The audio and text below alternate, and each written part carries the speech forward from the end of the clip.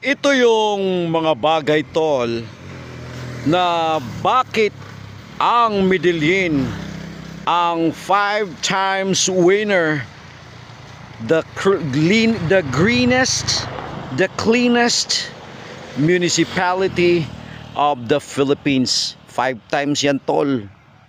Walang nakapagtibag, hindi natumba ng 5 times. Tingnan mo naman ang napaka-green tol. Ang gandang mamuhay dito uli tol, kaya iyak ka ngayon tol. Iyak ka ngayon, alam kong miss na miss mo na tong lugar na to. Napakaganda. Tingnan mo naman. Oh, punta tayo doon sa malayong hindi mo mararating.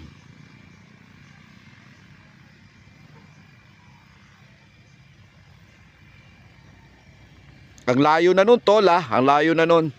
So ito tol, dito to sa Barangay Panugnawan, Medellin. Dito lagi tayo dumadaan tol pag gusto natin ng road trip.